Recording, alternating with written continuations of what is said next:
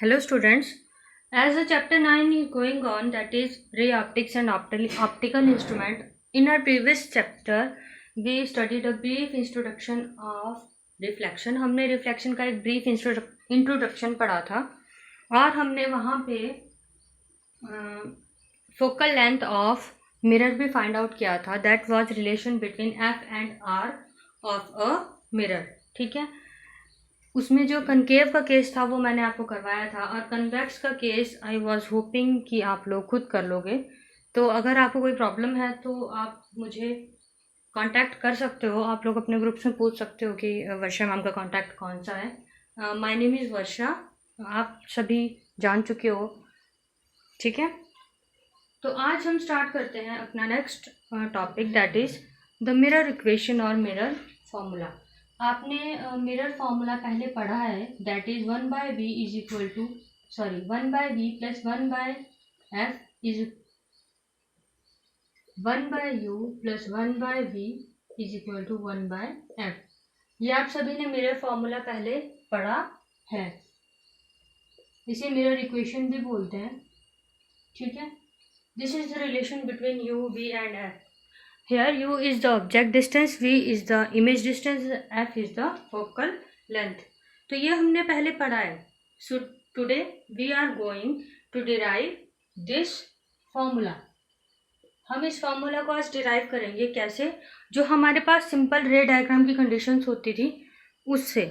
तो first of all we have here with us is concave mirror. concave mirror का हम एक case ले लेते हैं फॉर रियल इमेज. मतलब कनकेव मिरर का हम वो वाला केस ले लेते हैं जिसमें हमारे पास क्या है, रियल इमेज बन रही है. First of all we are taking here is concave mirror and next we are taking here is for real image. ठीक है, तो फॉर रियल इमेज का कनकेव मिरर का एक केस ले लेते हैं जिसमें कि हमारा ऑब्जेक्ट कहाँ है, बियॉन्ड एफ प्लेस्ड है. So concave mirror is bent inwards. हमने कनकेव मिरर ले लिया. यहाँ पे ये प्रिंसिपल एक्सिस ड्रॉ कर ली, इसमें पॉइंट्स लोकेट कर दिए. This is F, this point is called pole, this is focal point and this is centre of curvature. It is the middle point of pole and centre of curvature. ठीक है, तो हम यहाँ पे consider कर लेते हैं case the object is placed beyond centre of curvature. Object जो है वो ए बी से डेजिग्नेट किया जाता है. ठीक है, हमने रे डायग्राम के केसेस में करा है. तो एक रे हम हमेशा प्रिंसिपल एक्सिस के पैरेलल ड्रॉ करते हैं, वो हमने पैरेलल ड्रॉ कर ली. जो रे प्रिंसिपल एक्सिस के पैरेलल इंसिडेंट होती है मिरर प्लेन पे या फिर लेंस प्लेन पे, वो हमेशा कहाँ से होके गुजरती है, फोकस से. ये हमने जनरल केसेस में देखा है अब तक. ठीक है, ये फोकस से होके गुजरती है. एक रे अगर आपकी सेंटर ऑफ कर्वेचर से होके निकली है, मतलब कि इंसिडेंट ही है वो सेंटर ऑफ कर्वेचर पे, तो वो डायरेक्ट मिरर के प्लेन पे जाएगी और जिस तरह वो वापस इंसिडेंट हुई है उसी तरह वो रिफ्लेक्ट बैक हो जाएगी. Because angle of incident is equal to angle of reflection. Here angle of incidence is 180 degree. You can see it very clearly. So therefore the object will be the reflected ray will get reflected along the same path, जिस path पे वो incident होगी. ठीक है, for further verification हम एक और यहाँ पे रे कंसिडर कर लेते हैं, दैट इज इंसिडेंट एट पोल. तो हमने ये एक और रे ड्रॉ कर ली जो इंसिडेंट पोल पे है. तो यहाँ पे भी वही होगा हमारे पास, angle of incidence is equal to angle of reflection. So this will also get reflected here. ठीक है, तो उसी एंगल से रिफ्लेक्ट होगी तो ये एक पॉइंट पे सभी रेज मिलेंगी. This is the point. तो जो आपकी यहाँ पे इमेज है वो कैसी बन रही है, real and inverted. So it will be named as A dash and B dash. Image का है जो वो नेम कैसे रिप्रेजेंट किया जाता है, ए डैश एंड बी डैश. अब आप सभी को स्पेसिफाई होना चाहिए यहाँ पे the distance between pole and pole and focal point या फिर principal focus is considered as focal length designated by f. तो यहाँ पे आप मार्क कर दीजिए एडवांस में f. ठीक है, and distance between pole and center of curvature is designated as radius of curvature. ठीक है, distance between pole and AB is designated as object distance. ठीक है, और distance between image and pole is considered as image distance. ठीक है, ये सभी terms आपको क्लियर होनी चाहिए कि F क्या होता है, V क्या होता है, R क्या होता है और U क्या होता है. ठीक है, तभी आपसे बेसिक इंपॉर्टेंट टर्म्स डिस्कस की गई थी. वैसे आप सभी ये प्रीवियस क्लास में पढ़ चुके हो, बट फिर भी आप सभी को ये चीज़ें ध्यान रखनी है. ठीक है, तो हमने एक रे डायग्राम ड्रॉ कर लिया है जिसमें हमने जो ऑब्जेक्ट है वो बियॉन्ड सी कंसीडर किया है. ठीक है, 3 रेज इंसिडेंट हमने कंसीडर किया है यहाँ पे. First of all parallel to principal axis, second incident at curvature and third incident at pole. ठीक है, ये 3 रेज भी है. तो अगर हम करें नाउ, हमें क्या ड्राइव करना है यहाँ पे मिरर फॉर्मूला. तो हम बेसिक ज्योमेट्रिक कंडीशंस लेंगे यहाँ पे. बेसिक ज्योमेट्रिक कंडीशंस का मतलब क्या है, हम इनमें क्या लेंगे, triangles, because reflection is totally based on angle of incidence and angle of reflection. तो हम उसी के एंगल्स के बेस पे ही डिराइव करेंगे. तो हम यहाँ पे ले लेते हैं first of all in triangle. देखो हमें हमेशा 2 तरह की ट्राइंगल्स लेनी है. एक तो वो वाली ट्राइंगल जो आपकी इमेज के साथ है. ठीक है, तो here that triangle is triangle A prime B prime and F. हर केस में यही है. तो बेसिकली आप ध्यान दे दीजिए कि आपको ट्राइंगल्स कौन कौन सी लेनी है. ठीक है, फर्स्ट केस में आपने ये वाली ट्राइंगल ली. अब इसके बिल्कुल वर्टिकली अपोजिट कौन सी ट्राइंगल है आपको वो देखना है, वो लेनी है. ये पॉइंट मैं कंसिडर कर लेती हूँ इंसिडेंट पॉइंट एम. तो दैट ट्राइंगल हियर इज, मैं आपको क्लियर करने के लिए ये वाली रे मिटा देती हूँ यहाँ से. That triangle is this.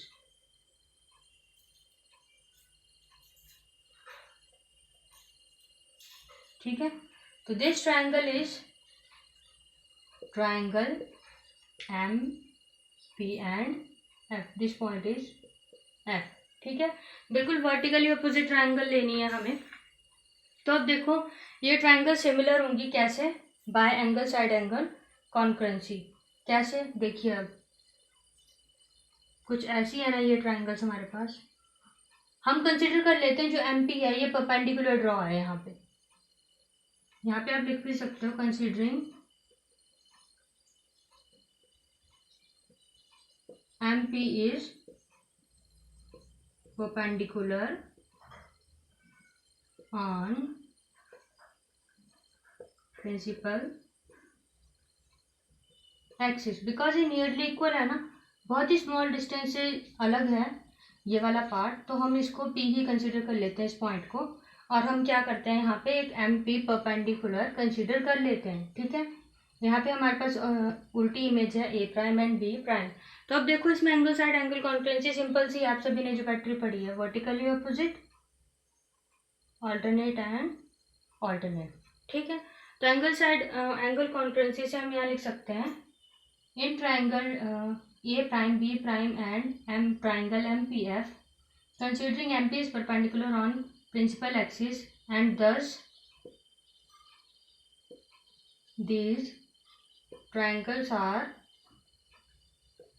similar. ठीक है, यहाँ से हमने सिमिलर प्रूव कर लिया है. तो अब हमारे पास सिमिलर है ये ट्राइंगल्स. तो इनका जो हमारे पास रेशो होगा साइड्स का वो भी क्या आना चाहिए, सिमिलर. दैट इज, क्या बोलना चाह रही हूँ मैं यहाँ पे, B prime A prime upon P M must be equal to B prime A prime upon P M must be equal to B prime, ये पॉइंट कौन सा था, F, upon next was F P. ठीक है, ये आप वो वाला केस भी ले सकते हो हमने जो अभी वो डिराइव किया था लास्ट, हमने फोकल लेंथ वाला केस डिराइव किया था. तो हमने वहाँ पे क्या कंसिडर कर रहे थे, परपेंडिकुलर अपॉन बेस की केसेस. ठीक है, तो वो भी कंसिडर कर सकते हो. बट यहाँ पे देखो डिफरेंस क्या है, यहाँ पे रेशो किसका लिया, दोनों परपेंडिकुलर्स का और दोनों बेसिस का। ठीक है, तो ये थोड़ा अलग है, ट्रायंगल्स आर सिमिलर। आप लर्न करने के लिए ध्यान रख सकते हो कि हमने एक तरफ परपेंडिकुलर्स लेने हैं और एक तरफ बेसिस लेने हैं। ठीक है, तो अब देखो यहाँ से हमारे पास क्या आ जाता है, जो बी प्राइम ये प्राइम है। अब यहाँ पे हमारे पास जो पीएम है यहाँ पे, वो किसके इक्वल है? We can clearly see it as equal to A B. Here PM is equal to A B, क्योंकि जो इंसिडेंट है वो पैरेलल गिर रही है, तो मतलब बिल्कुल स्ट्रेट डायरेक्शन में जा रही है, तो ए बी का जो डिस्टेंस है वो भी किसके इक्वल होना चाहिए? पीएम का। So we can write here his B A equals to, ठीक है, अब हमारे पास B prime F equals to F P. तो आपको पता चल गया यहाँ पे बी ए कहाँ से आया है? सिंपल ये वाला डिस्टेंस है जो हमारा, ये वाला, this is equal to A B as ray is parallel to principal axis. तो प्रिंसिपल एक्सिस से जो डिस्टेंस होगा ए बी का और पी एम का, वो भी क्या होगा हमारे पास? इक्वल।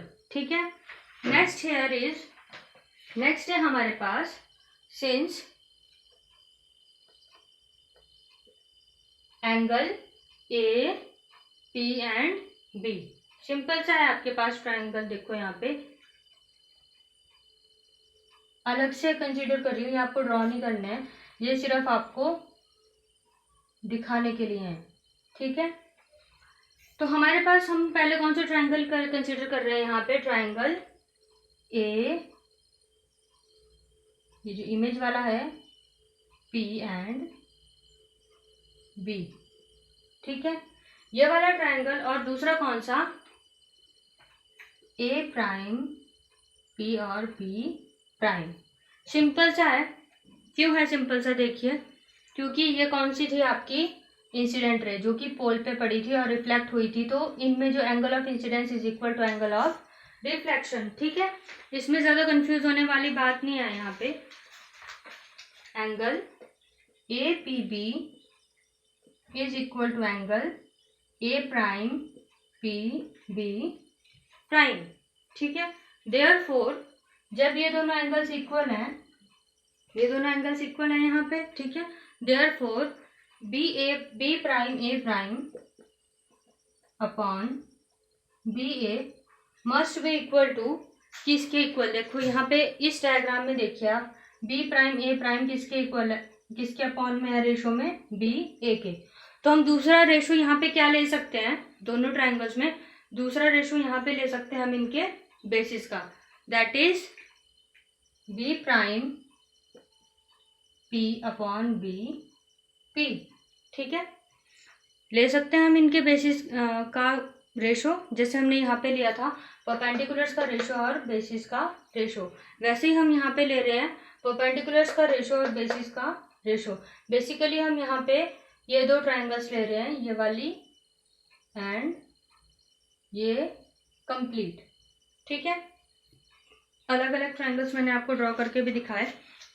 फिर से हमने यहाँ पे बेसिस और परपेंडिकुलर का रेशो लिया, तो यहाँ पे हम इन दोनों इक्वेशन को मार्क कर लेते हैं। सो फ्रॉम इक्वेशन 1 एंड 2, अब अगर आप ध्यान से देखोगे इन दोनों इक्वेशंस को, यहाँ पे अगर आप ध्यान से देखोगे तो हमारे पास क्या है? Basically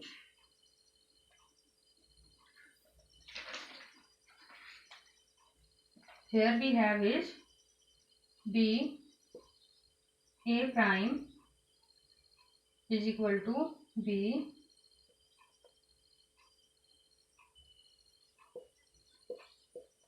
prime p upon b p। ये हमारे पास सेकेंड इक्वेशन थी यहाँ पे। ठीक है, अब यहाँ से हमने सेकेंड इक्वेशन से ही और फर्स्ट इक्वेशन से अगर हम देखें तो हमारे पास हम एक और रेशो ले सकते हैं, B F prime upon F P. तो अब यहाँ पे हमारे पास B F prime upon F P क्या है? B F upon F P क्या है? यहाँ पे बी एफ क्या है हमारे पास? देखो, B F which can be given as B prime P equals to F P. B prime F is equal to B prime minus F P upon F P. पूरे इसमें से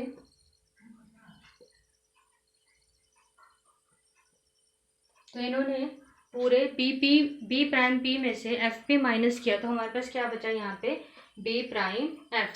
बेसिकली हम यहाँ क्या कर रहे हैं, ये वाला जो बेस है हमारे पास बी प्राइम एफ, हम उसे सेपरेट करने की कोशिश कर रहे हैं, जो कि हमारे पास ऑलरेडी इक्वल है किसके, B prime P upon B P. ठीक है।